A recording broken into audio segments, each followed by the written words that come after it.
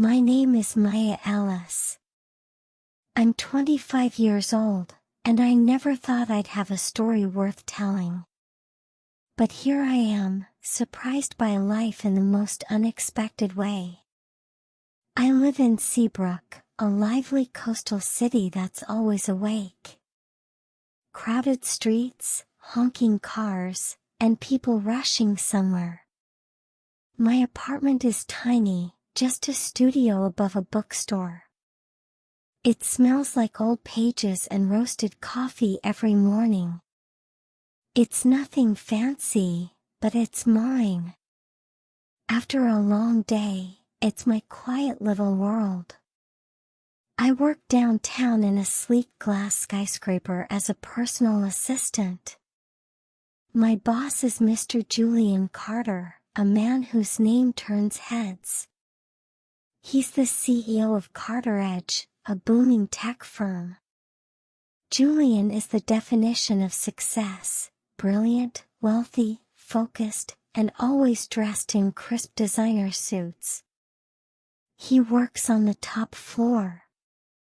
The view from his office is breathtaking, you can see the whole bay from up there. He's courteous but distant. Like I'm just another cog in his grand machine.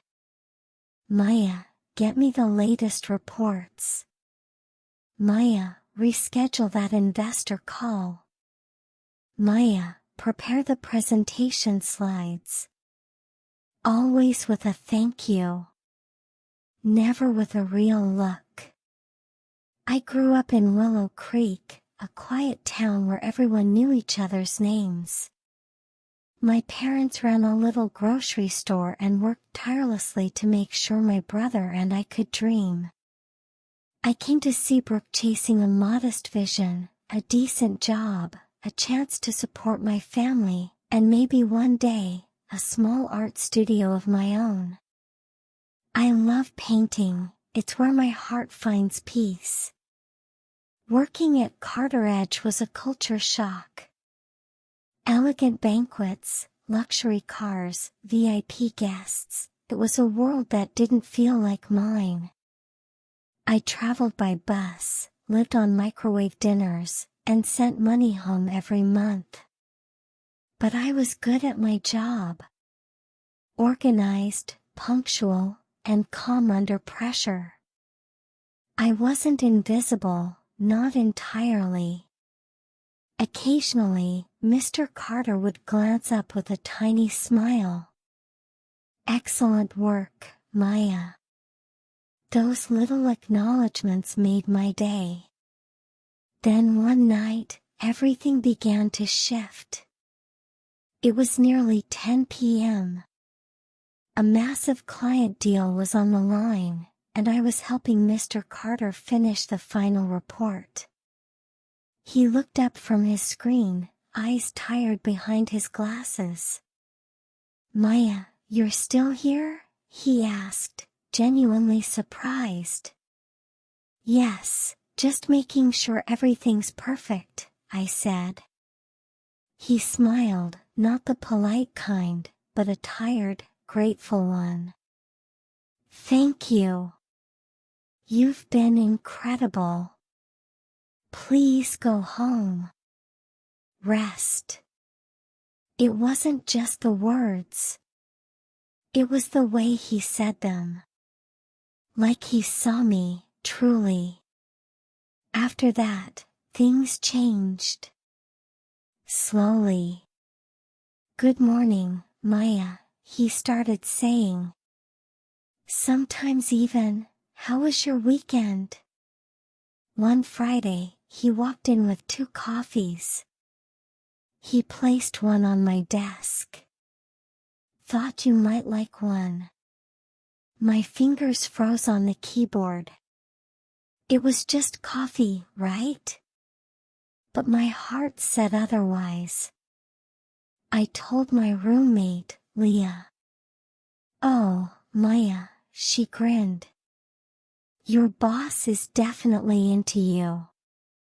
Don't be ridiculous, I said, cheeks on fire. He's just being polite. Polite guys don't bring coffee to just anyone, she winked. I didn't want to overthink it. But I started noticing things, the way he sometimes looked at me, the way he sighed when things got tough, the small ways he became human. Then came the day that changed everything. It was a Wednesday.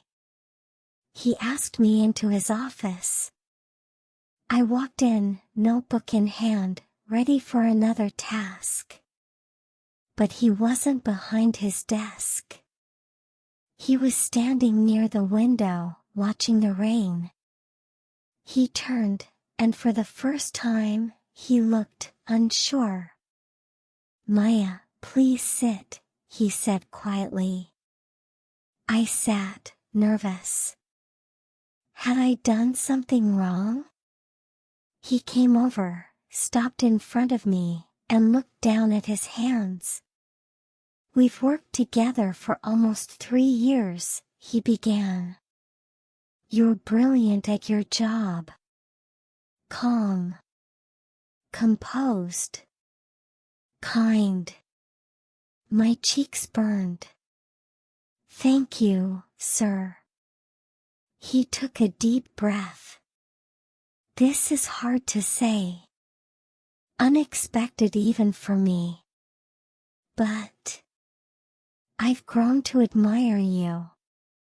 A lot. Not just professionally. I blinked. I know we live in different worlds, he said. I've spent so long chasing success, but I feel alone. And then there's you. With your strength, your simplicity, your warmth. You remind me what matters. Silence. I know this may sound insane, he continued. But, would you ever consider marrying me? I sat frozen. My world stopped spinning. Julian Carter, my boss, was asking to marry me? He wasn't declaring wild love. He was asking out of admiration, loneliness, and maybe hope. Sir, my voice cracked. I don't know what to say. That's okay, he said gently. Take your time. Just think about it. I left his office in a daze. Marry him?